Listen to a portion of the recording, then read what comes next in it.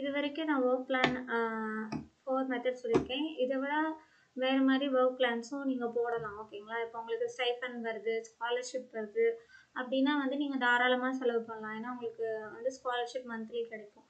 நான் சொல்கிறது வந்து ரொம்ப என்ன சொல்கிறது, எனக்கு வந்து ஸ்காலர்ஷிப் வரல, ஃபண்டு வரல, ஆனால் மினிமமாக நிறைய அப்ஜெக்டிவ்ஸ் பண்ணணும்னு ஆசை, ஆனால் வந்துட்டு ஓரளவு எனக்கு இவ்வளோ பண்ணால் போதும் அப்படின்ட்டு இருக்கேன் அப்படிங்கிறவங்க மட்டும் இந்த ஒர்க் பிளானை யூஸ் பண்ணிக்கோங்க. ஓகேங்களா? இது வந்து இதுதான் மோஸ்ட்டாக கவர் ஆயிரும். இதிலே வந்துட்டு ஒரு பிளான்ட்டுக்கு வந்து என்னென்னலாம் நீங்கள் எவாலுவேட் பண்ணுறீங்களோ அது எல்லாமே வந்துடும். இருந்தாலும் இதை விடையும் நிறைய அப்ஜெக்டிவ் நீங்கள் வந்து அப்டேட் பண்ணிக்கலாம். இது இல்லாமலும் நீங்கள் ஆட் பண்ணிக்கலாம். ஓகேங்களா? இப்போ வந்து 5th ஒர்க் பிளான் சொல்கிறேன். ஓகேங்களா? 5th ஒர்க் பிளானில் வந்து டிஎன்ஏ பார் கோடிங் ஸ்டடி பண்ணுவாங்க. ஃபஸ்ட்டு ஸ்டார்டிங்லே என்ன பண்ணுவாங்கன்னா, சில பேர் வந்து அவங்களோட தீசஸில் வந்து 2 பிளான்ட்டை வந்து காம்போவாக எடுத்துகிட்டு போவாங்க. கம்பேரேட்டிவ் அந்த 2 பிளான்ட்டும் வந்து சேம் ஜீனஸாக இருக்கும். ஒரு இடத்துல வந்து 2 பிளான்ட்டை கலெக்ட் பண்ணியிருப்பாங்க. அந்த 2 பிளான்ட்டுக்கும் வந்து சேம் ஜீனஸாக இருக்கும், வேறு வேறு ஸ்பீஷீஸாக இருக்கும். அவங்க என்ன பண்ணுவாங்கன்னா, டிஎன்ஏ பார் கோடிங் ஸ்டடி பண்ணுவாங்க. ஒன்றும் இல்லை, அந்த பிளான்ட்டை கலெக்ட் பண்ணிட்டு வந்துட்டு அதோட டிஎன்ஏவை வந்துட்டு அதை செலக்ட் பண்ணிவிட்டு அதை வந்து கம்பேர் பண்ணி பார்ப்பாங்க. இதுக்கும் அதுக்கும் எவ்வளோ மோஸ்ட் ரெலவெண்ட்டாக இருக்குன்னா ஃபைலோஜெனட்டிக்காக இது பண்ண ட்ரீயில் வந்து அனலைஸ் பண்ணி பார்ப்பாங்க. மோஸ்ட்டாக எவ்வளோ மோர் ஓவராக மேட்ச் ஆகுது அப்படின்னு டிஎன்ஏ பார் கோடிங் ஸ்டடி பண்ணுவாங்க. ஓகேங்களா? ஏன்னா 2 பிளான்ட் எடுத்திருக்காங்க. இதுக்கு முன்னாடி சொன்ன ஒர்க் பிளான் எல்லாம் ஒரு பிளான்ட் தான். இவங்க 2 பிளான்ட் எடுத்து பண்ணுறதுனால இந்த மாதிரி காம்போவாக கொண்டு போகலாம். இவங்க டிஎன்ஏ பார் கோடிங் ஸ்டடி பண்ணி அது ரெண்டும் மோஸ்ட்டாக எவ்வளோ மேட்ச் ஆகுதுன்னு பார்ப்பாங்க. அதே மாதிரி 2 பிளான்ட்டுக்குமே ஃபார்மகோக்னசி அனாலிசிஸ் பண்ணுவாங்க. எப்படி டிஃபர் ஆகுது அனாட்டமிக்கலாக, மார்ஃபாலஜிக்கலாக அப்படின்னு சொல்லி. அதுக்கப்புறம் ஃபைட்டோகெமிஸ்ட்ரி இதுலேயுமே வந்து 2 பிளான்ட்டையுமே யூஸ் பண்ணி அதோட குவாலிட்டேட்டிவ், குவான்டிடேட்டிவ் அதெல்லாம் பார்ப்பாங்க. பயாலஜிக்கல் ப்ராப்பர்ட்டி அதே மாதிரி தான். 2 பிளான்ட்டுக்குமே anti oxidant, microbial, in vitro, diabetic, cancer இதெல்லாம் பார்ப்பாங்க. அப்புறம் பயோஇன்ஃபர்மேட்டிக்ஸும் 2 பிளான்ட்டும் சில பேர் பார்ப்பாங்க, சில பேர் ஒரு பிளான்ட் மட்டும் தான் பார்ப்பாங்க. அதுக்கப்புறம் இதை பார்த்துட்டு பயோஇன்ஃபர்மேட்டிக்ஸ் ஸ்டடி பார்த்துட்டு நானோ டெக்னாலஜியும் யூஸ் பண்ணலாம். நானோ பார்ட்டிகல் சிந்தசிஸ் பண்ணி அதுவும் பண்ணுவாங்க. ஓகேங்களா? நானோ டெக்னாலஜினா இந்த பிளான்ட்டை யூஸ் பண்ணி எப்படி வந்து நானோ பார்ட்டிகல்ஸ் வந்து ப்ரொடியூஸ் பண்ணலாம் அப்படின்னு ப்ரொடியூஸ் பண்ணி அதோட ஃபிசியாலஜிக்கல் ப்ராப்பர்ட்டி ஃபிசிக்கல் கேரக்டரைசேஷன் நானோ டெக்னாலஜியில் வந்து ஒரு நானோ பார்ட்டிகல்ஸை சிந்தசிஸ் பண்ணி சின்ன ஆப்ஜெக்டிவ் தான் அது.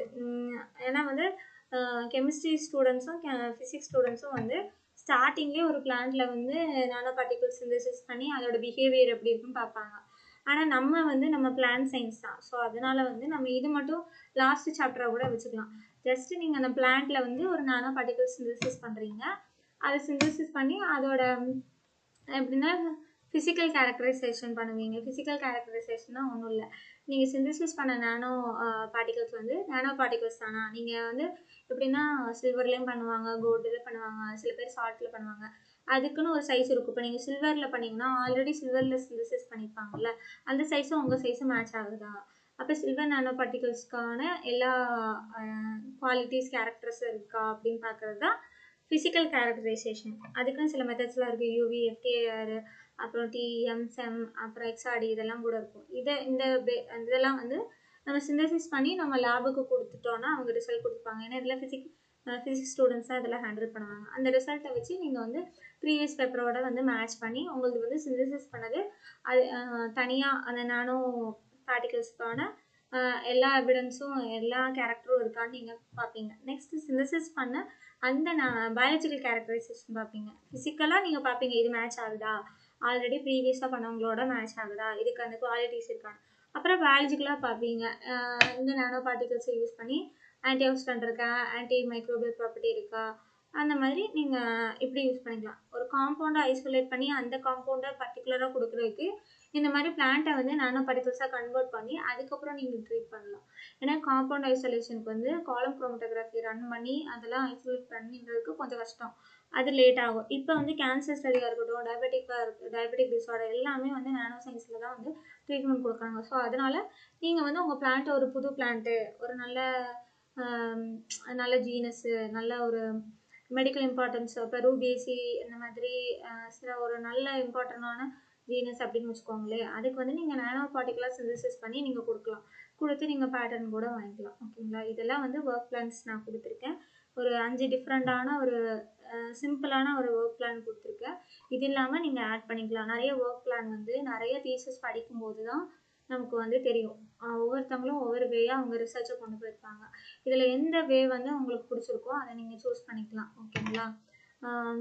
இது இல்லாமல் ஃபண்டு இதெல்லாம் கிடைக்குதுன்னா இதை விட அட்வான்ஸாக கூட நீங்கள் வந்து அப்ஜெக்டிவ்ஸ் வந்து ஆட் பண்ணிக்கலாம்.